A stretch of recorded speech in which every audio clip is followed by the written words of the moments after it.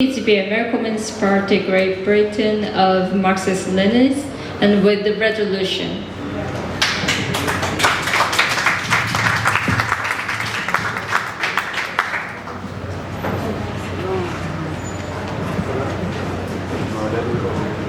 Thank you, comrades. I know it's been a long day, but we're almost there.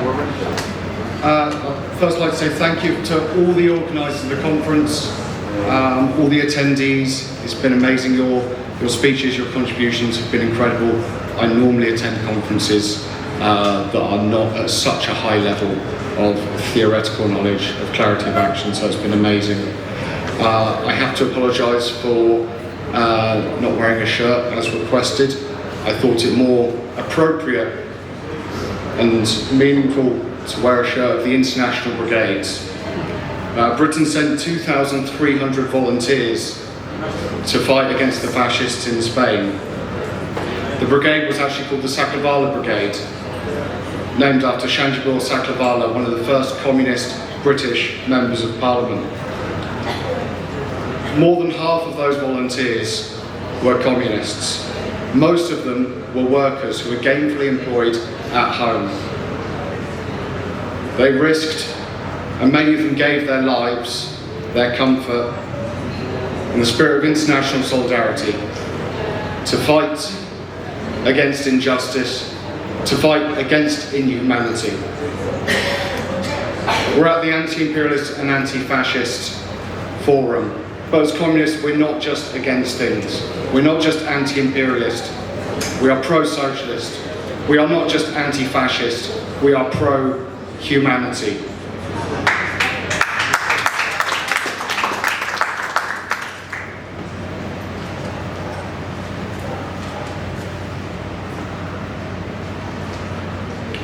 Anti-fascism must be anti-imperialist.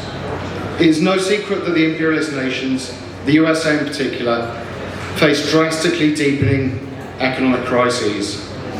The current economic bubble, driven by the growth of AI infrastructure and technology, threatens to be several times larger than the bubble that led to the 2008 financial crisis. The respite that the imperialist economies gained from the destruction and subsequent plundering of the socialist nations of Eastern Europe and the Soviet Union was short-lived.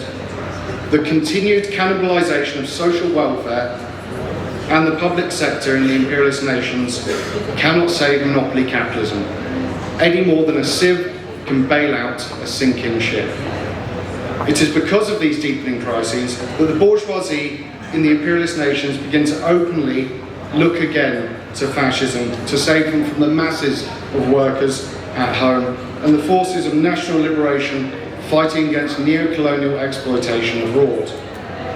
It is of vital importance that we understand our class enemy, the bourgeoisie, and the forces it brings to bear against the working class in our struggle for emancipation, and understand how to mobilise the masses for the cause of humanity rather than capital.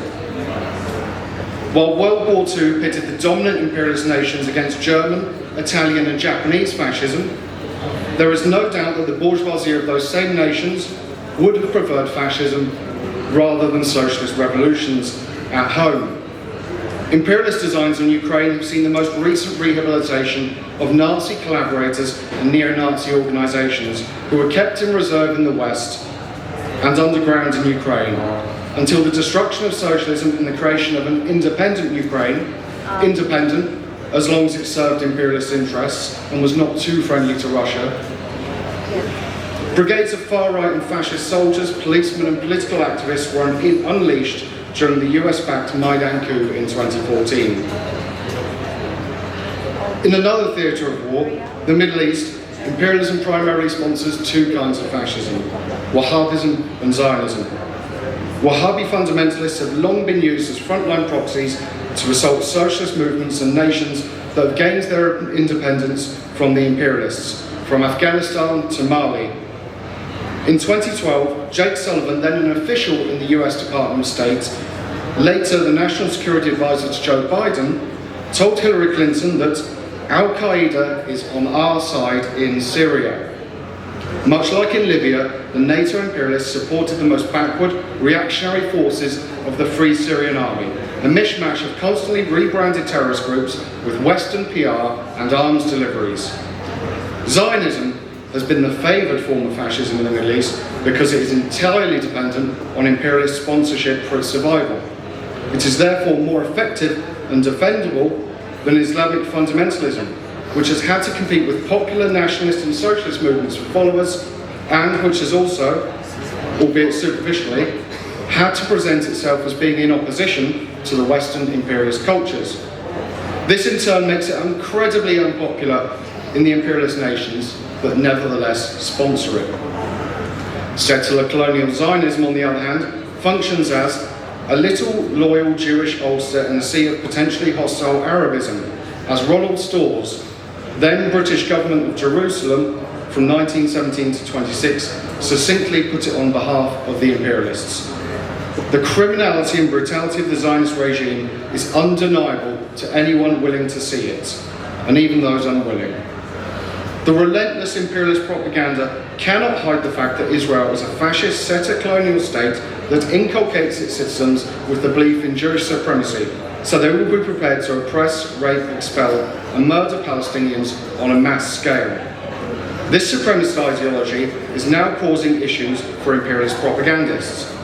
While they try to claim that Israel is the only free, secular democracy in the Middle East, the Zionists passed laws proclaiming Israel as an exclusively Jewish state, defend torture and rape in their parliament, and encourage illegal settlements.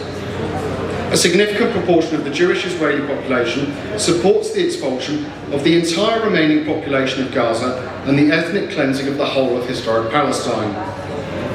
In the NATO imperialist homelands, governments have been eroding the veneer of freedom and democracy they claim to uphold, preparing the state apparatus to be more effective at directly repressing their own citizenry.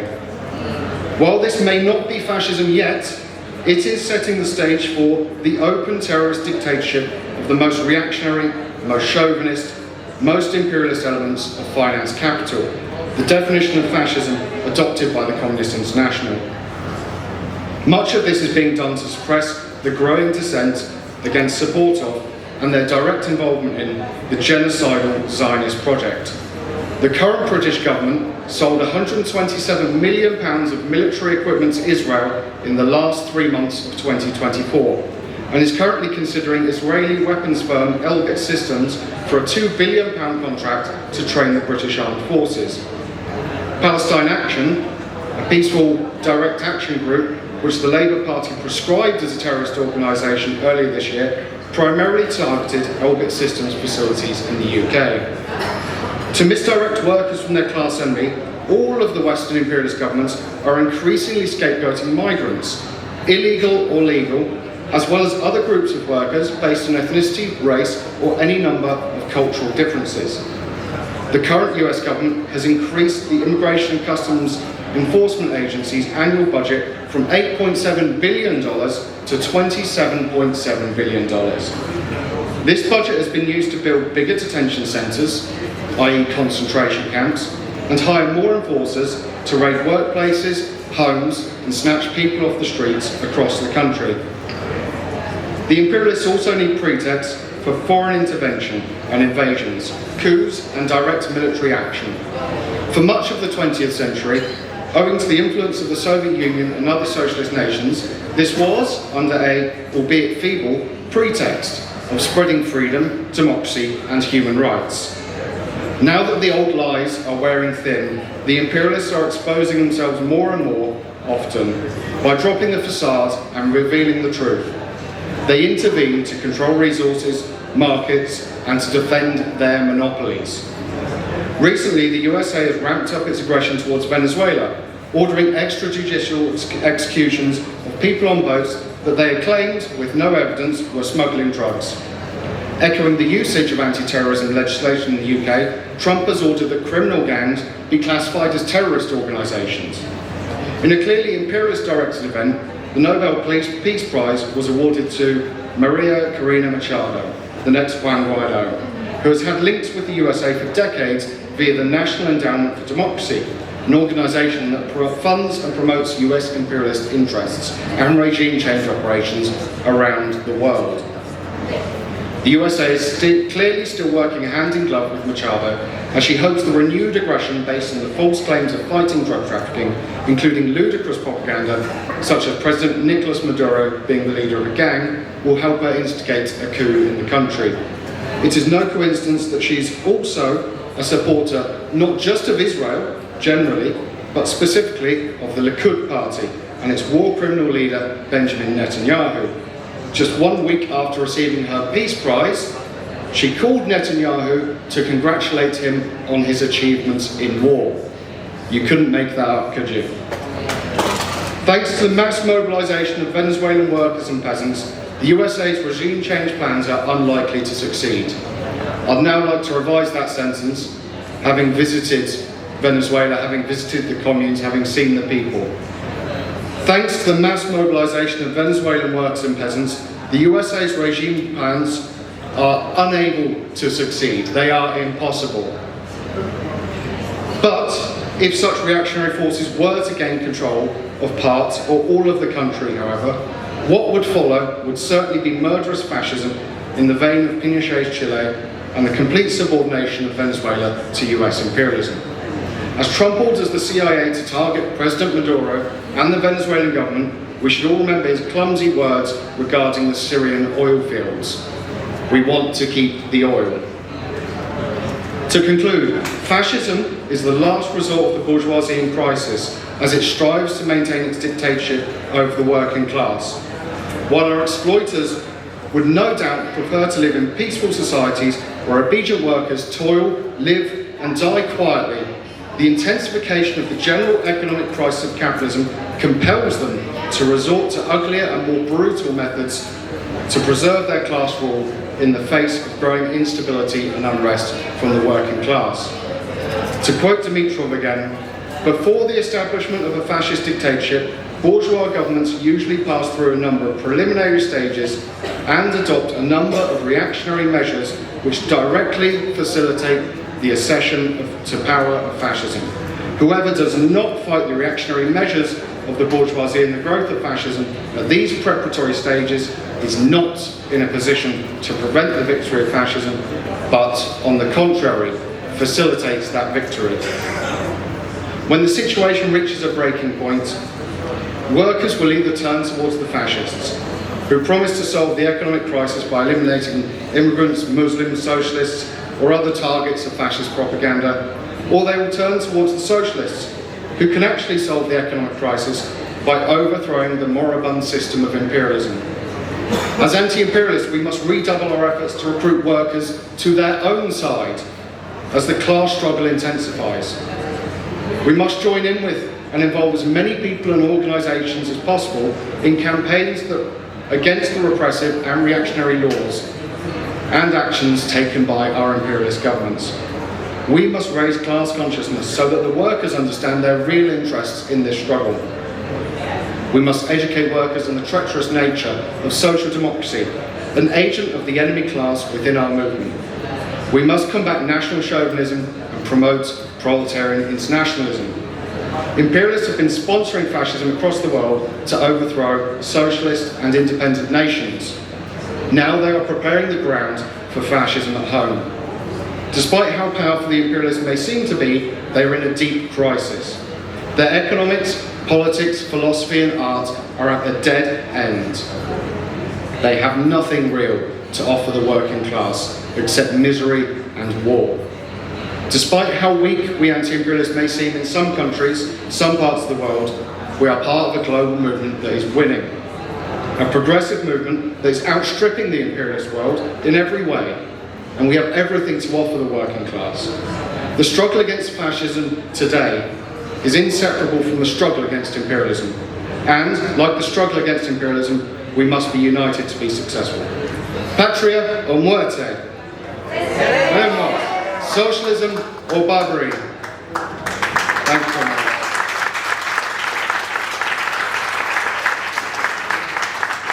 I must apologise, but I thought there weren't enough speeches today, and the organisers have kindly allowed me to submit a resolution.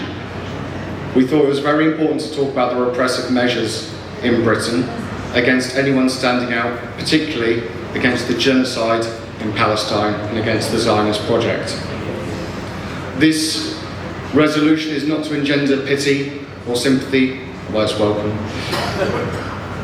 This is to illustrate the unity of our struggle, how the chains of imperialism bind all workers around the world, from Venezuela to Britain to Gaza, and that workers are fighting the same struggle. We submitted a resolution to the conference: stand with British workers who are being criminalised for opposing genocidal British imperialism. Since the heroic uprising of the oppressed Palestinian people in Gaza on the 7th of October 2023, the Palestinians have faced the full onslaught of the Zionist occupiers. This onslaught does not come only from the settlers who have seized Palestinian land, but is backed by the full force of NATO imperialism, especially by the military, economic, diplomatic and media machineries of the USA and Britain. Britain's Labour government, having enacted the Terrorism Act in 2003, has now used this law to ban a non-violent protest group, Palestine Action, for targeting the factories of Israeli weapons company Elbit, the banks that invest in Zionism, and planes used by the RAF as it participates in the ongoing genocide in Gaza with regular spy flights. None of these actions constitute terrorism, but British police are now making regular mass arrests of thousands of people who have been peacefully protesting against this ban, many of whom are elderly or disabled, and all of whom who are clearly not terrorists. Those arrested face a maximum sentence of 14 years in jail if the legal challenge to the ban does not succeed. In recent years, 7 of our own party comrades have been arrested on the spurious charges of hate speech, anti-Semitism and supporting terrorism. They spent the night in jail, had their family homes raided in the early hours of the morning, and their phones and computers were confiscated for months. They had the threat of those charges hanging over their heads for 6 months before the Crown Prosecution Service was forced to admit that there was no case to answer. Many professionals in Britain, including doctors, journalists, academics, have been targeted by Zionist organisations such as UK Lawyers for Israel, the Campaign Against Anti-Semitism, and the Jewish Medical Association. Doctors have been spuriously reported to the General Medical Council, their livelihoods and their abilities to help their patients threatened. We recently reported on the case of Dr. Adwan, who has been suspended from work, threatened with having a licence revoked, arrested by police and subjected to a slanderous campaign in the media and by Health Secretary Wes Streeting, who has received £30,000 from Zionist donors and who has promised to introduce the Zionist IHRA definition of anti-Semitism into the British Health Service to prevent medics there speaking out against the genocide. Our own party comrade Steve Sweeney, an RT journalist who was formerly based in Donbass and who now heads the Lebanon desk in Beirut, has also faced persecution. His bank accounts were frozen, and when he tried to visit family in Britain, he was detained at the borders and interrogated by SO-15.